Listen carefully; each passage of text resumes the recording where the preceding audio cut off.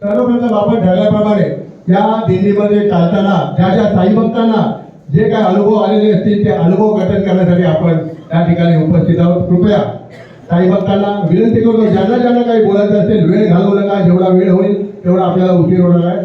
त्याच्यानंतर आपल्याला महाप्रसाद घेऊन पुढच्या मार्गाला जायचं आहे. साई भक्तांना विनंती करतो, ज्यांचे ज्यांचे अनुभव असतील 8 दिवसातले कृपया त्यांनी ताबडतोब घेऊन हा माईक हातात घ्यावा आणि अनुभव त्यांचे शेअर करावे. पालखीमध्ये ठेवलं ह्याच्यातच बोलत जे काय तुला बाबांना सांगायचं आहे, जी काय बातमी बाबांना सांगायची तू बाबांना सांग. आणि त्याने ते फोन ठेवला मी पालखीमध्ये आणि नंतर फोन काढला. त्याच्यानंतर त्याचा मुलगा 15 वर्षापूर्वी तो आज वारीला आला आपल्या इथे, हर्ष म्हणून. गोष्ट आहे फक्त बाबा आपल्याला जागोजागी आपल्याला अनुभव देणार, आपण फक्त ते ओळखता आले पाहिजे. एक किस्सा असाच आमच्या एरियामध्ये एक छोटं मोठं स्ट्रक्चर होतं. काही कारणामुळे तिथे थोडे वाद झाले, सगळं झालं. शेवटी कोर्टात केस गेली. ती कोर्टात केस गेल्याच्या नंतर वकिलाने सांगितलं मेन चीफ प्रमोटर लागणार सही करायला. त्याच्यानंतर सही करण्यासाठी बोललं ठीक आहे, वकिलाला बोलला आम्ही येतो सही करायला. पण आमचा मित्र गेलेला शिर्डीच्या वारीला आणि तो गोटी गावामध्ये त्याचा हॉल्ट होता. संध्याकाळी आम्ही निघालो. संध्याकाळी निघाल्याच्या नंतर सांगरेलीच्या साईडला आम्ही जेवायला थांबलो तिकडून, कारण त्या मित्राला घेऊन यायचं होतं, कारण कोर्टात त्याची सही महत्वाची होती. आणि त्याच्यानंतर ज्या हॉटेलमध्ये आम्ही जेवायला बसलो त्याच्या बाजूला एक टेबलवर एक व्यक्ती बसली. ते बोलले एवढ्या रात्री कुठे चाललाय? बोललो साहेब नाही जरा मित्र आमचा वारीला चाललाय, त्याला घेऊन जायचं आहे, थोडं कोर्टाचा मॅटर आहे, त्याची सही हवी. तो बोलला कुठल्या वारीला चाललाय? बोललो शिर्डीच्याच वारीला. तो बोलतोय त्याची शिर्डीची वारी तुम्ही तोडू नका, तुमचं काम होऊन जाईल, फक्त ती शिर्डी वारी तोडू नका. कोर्ट मोठं का बाबा मोठे असा त्यांनी प्रश्न केला आम्हाला. तुम्ही बोललो नाही बाबाच मोठे बाबा. तो बोलतो तुमचं काम होऊन जाईल पण त्याची वारी तोडू नका.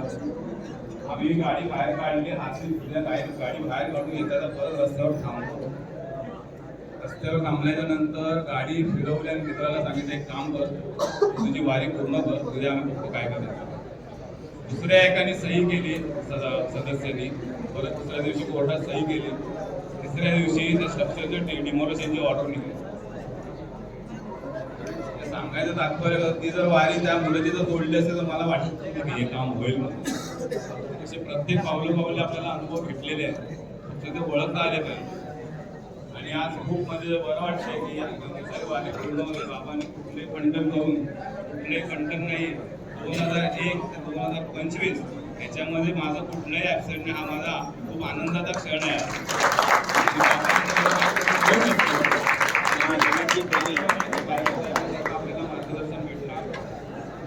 आणि हे सुख हे कुठे बाजारात मिळणार नाही.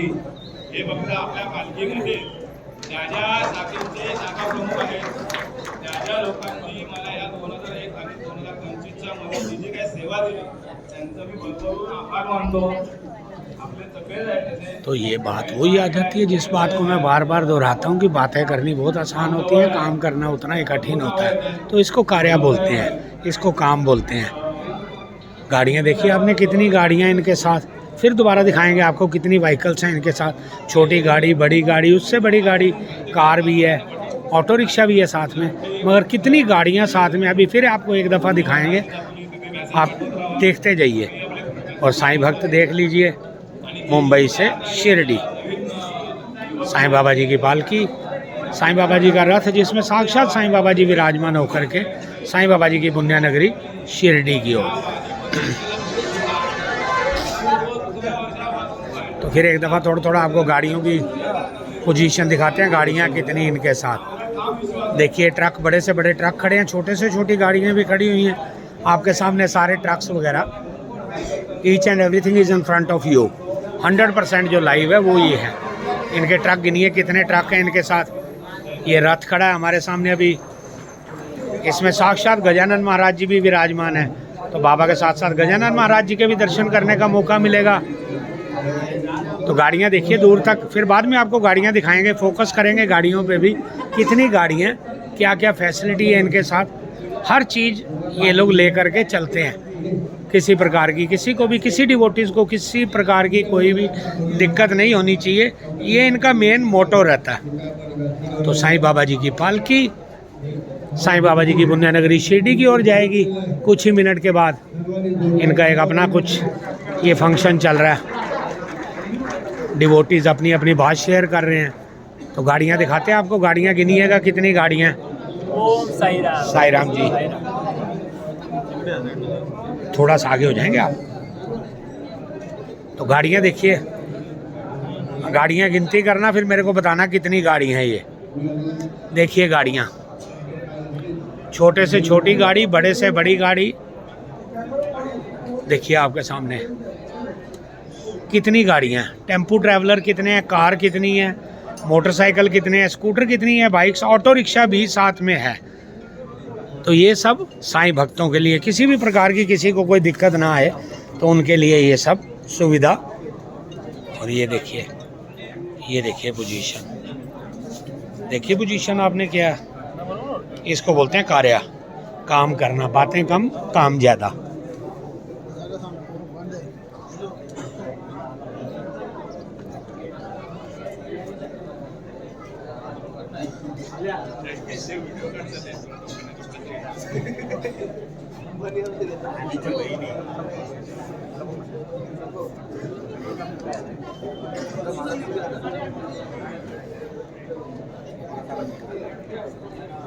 तो जैसे हमें इनसे पता चला कि हमारे श्री साईं बाबा संस्थान ट्रस्ट शिरडी के सीईओ साहब, मुख्य सेवादार जो साईं बाबा मंदिर में हैं, तो वो भी यहाँ पर आने वाले हैं कुछ ही मिनट्स में।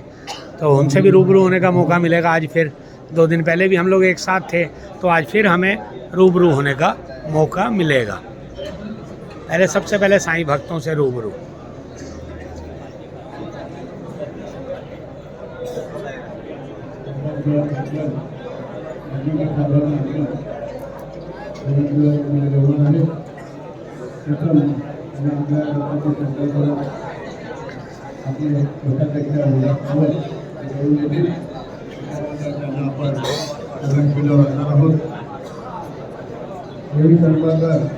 कथन केलं खरी गोष्ट आहे।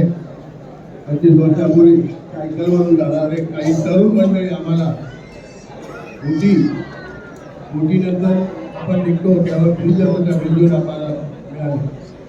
मी चालत होतो आणि ते सायकलवर विश्रांती घेत होते, त्या वेळेला रवी सरवणकर आम्हाला भेटले। त्यांनी आमचा प्रवास बघितला, त्यानंतर त्यांनी निर्णय घेतला की पुढच्या वर्षीपासून पदयात्रा करायची। ते आम्हाला सांगितलं आणि ठरल्याप्रमाणे त्यांनी पुढच्या वर्षी पदयात्रा चालू केली। त्याला 25 वर्ष झाली, त्यांनी कायम ठेवलं। याबद्दल मी त्यांचे खूप आभार मानतो। एकनिष्ठ राहिले आणि कालच त्यांनी प्रभादेवी शाखा त्यांनी निर्माण करून त्या ठिकाणी असंख्य साई भक्त तयार केले। परंतु काल त्यांनी आम्हाला सांगितलं एक लोअर परेडची शाखा ते चालू करतात आणि त्याचे ते हे करणार आहे। लोअर परेड शाखा, नवीन शाखा आपल्या दिंडीमध्ये सामील होणार आहे, लोअर परेड शाखा। अजूनही कोणाला काय बोलायचं असेल कृपया या, लवकर बोला। 11 वाजले। हॅलो, जय साई। प्रथम साई सिद्धी दिंडी सेवा तसेच माडवी शाखा चिपळूण शहर यांच्या वतीने मी पुन्हा धन्यवाद देतो। माझी पहिलीच वारी आहे। माझं नाव दीपक परशुराम पेटले, चिपळूण।